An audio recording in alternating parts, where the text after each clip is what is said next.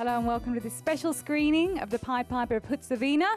We have the director here, Pavla Fleischer, and her subject, EUGENE HUTZ, who is going to introduce the film. If you really don't know anything about gypsy music, I think it will be a pretty good starting point. Pavla. I come from Czech Republic, so I'm very close to that whole part of the world and the music, and also to all the sentiment that EUGENE's music is about. So, well, I'm going to let everybody see the film and see what they think. Thanks very much for coming.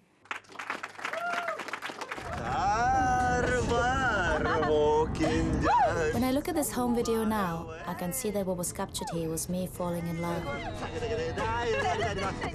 Wanting to recapture the spirit of their first meeting, Czech director Pavla Fleischer asked EUGENE if she could document his Roma roots.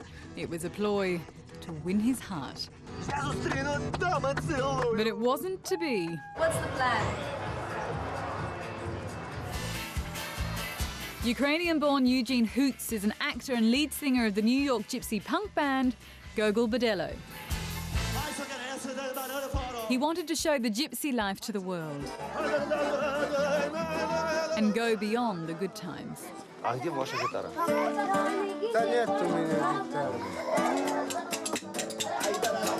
Instead of getting to know EUGENE, Pavla is shown the crushing poverty still faced by many Romas. When we came yesterday there, they were excited that somebody came, that they remembered that they exist. As the journey continues, relations break down as EUGENE disappears with another woman. We did not see EUGENE for 3 days. But he convinces Pavla to fly him to Siberia. Thank you. To meet virtuoso 7-string guitarist Sasha Kolpakov.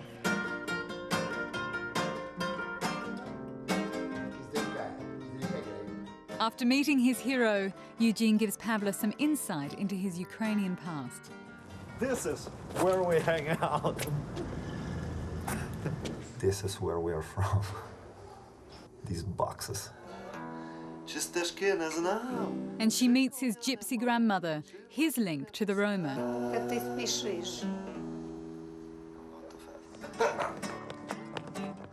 After rejecting Pavla's affections and then the film's early cuts, they both agree this isn't the film either of them set out to make.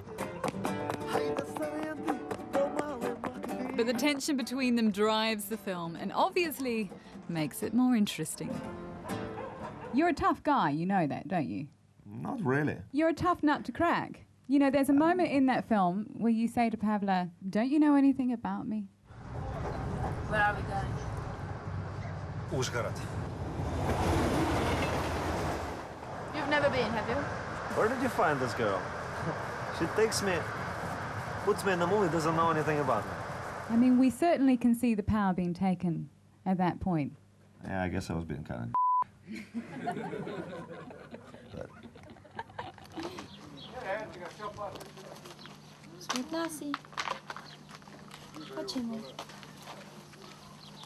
I'd just like to ask you, Pavla, what you thought the girl was trying to say to you.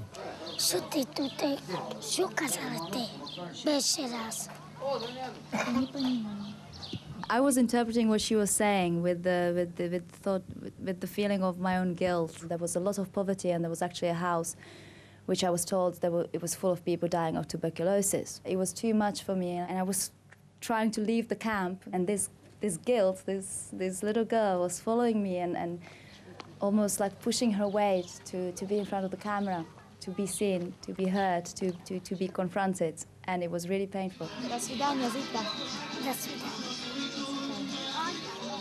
They have suffered a lot, haven't they? The gypsies, they've suffered racism. Generally, education is very low. Full on. I mean, it's going on now. It's probably worse than ever. There's police brutality, locals doing raids, and just it's rape and murder situation basically. Gypsy music has always been the music of survival, hasn't it, Pavla? You don't have to understand the words.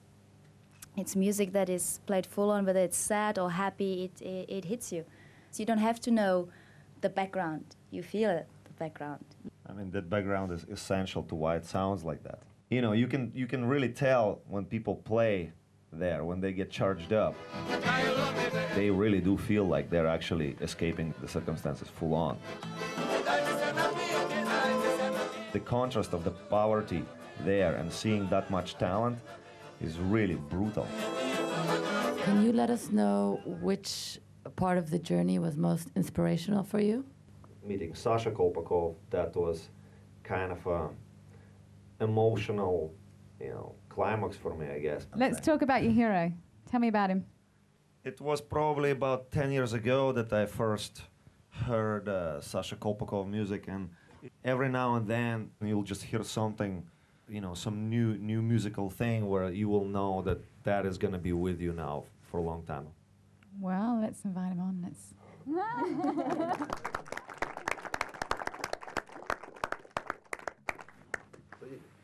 What did he think of the film, and did he enjoy taking part? Я видел эти глаза умные детей, взрослых. He's getting quite emotional about it because for him, looking in the eyes of kids who are stuck and knowing that most likely this talent will go to waste and knowing that it's just trapped for life already because of all the stigma and reputation is a great cruelty of humankind. And this film is just a great new turn in history of representing gypsy stuff. We are going to play some music now. It's a traditional song that Sasha knew since he was a little baby in a gypsy camp growing up.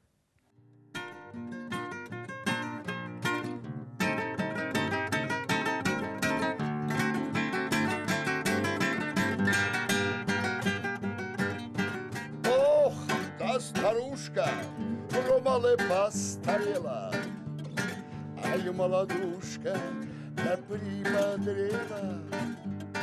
А старушонки до 40 лет, а молодушки до года нет. А старушонки. Pavla and Eugene travelled thousands of kilometres and had far too many squabbles to tell their story. But they didn't encounter as many obstacles as Palestinian filmmaker Najwa Najjar.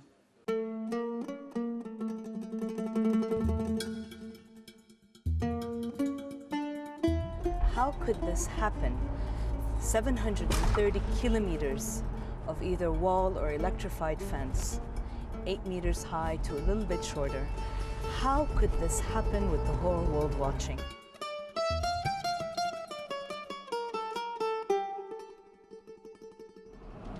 With this injustice, with the walls coming up, with being closed in, being suffocated, I was searching for hope in this concrete block that was next to our house. And I thought that a love story would be one way, because love and love stories are a continuation of life.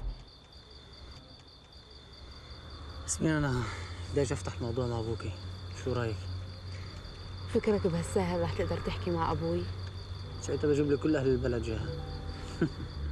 My name is Najwa Najjar. I'm a filmmaker living in Palestine. I've made around 6 films, mostly documentary and experimental documentary.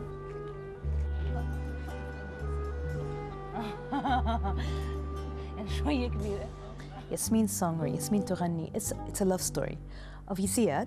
He sells flowers and he's in love with Yasmin. She's a village girl and she's promised to somebody else. In their attempts to cross all kinds of divides, of which are barriers within the Palestinian society, they are at the end stopped by the Israeli wall. ياسمين!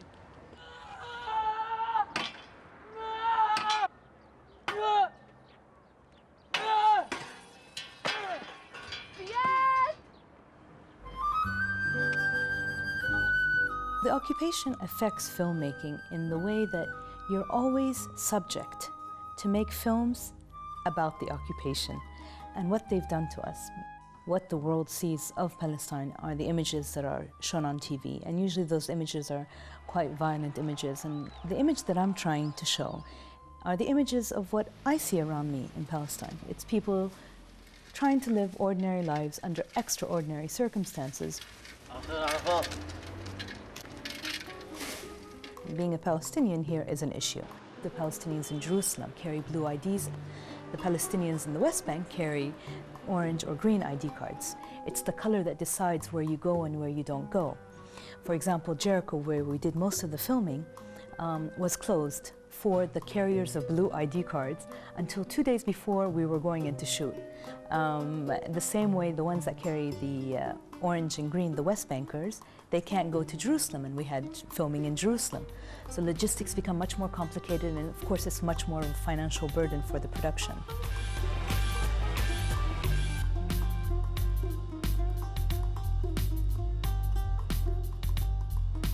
Berlin is a very important festival. It's politically known, and Berlin was also very, very important for me because they had a wall, and the wall was removed.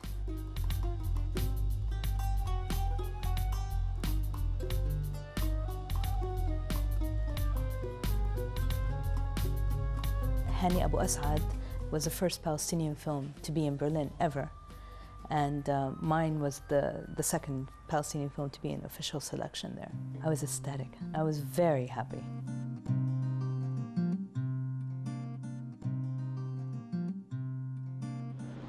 Here it becomes a dream, and then you go back to a very hard reality again, and you try to readjust and to think of ways to survive.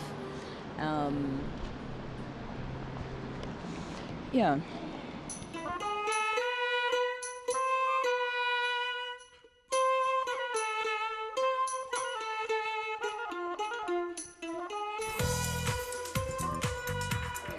I'm in Cannes to pitch for my first fictional film, Pomegranates and Myrrh.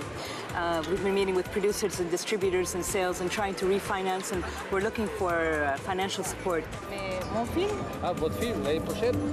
J'espère. Très.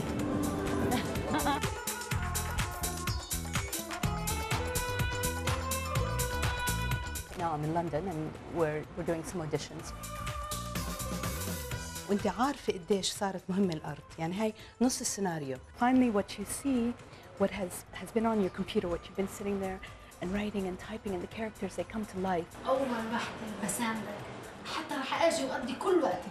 I don't think we're going to meet the Cannes deadline. If it's not Cannes, there's other really wonderful festivals.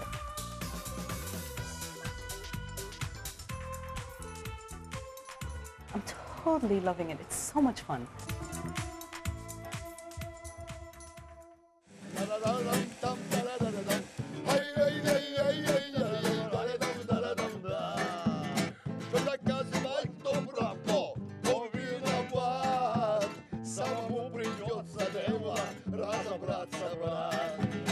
Sasha seems to be holding up.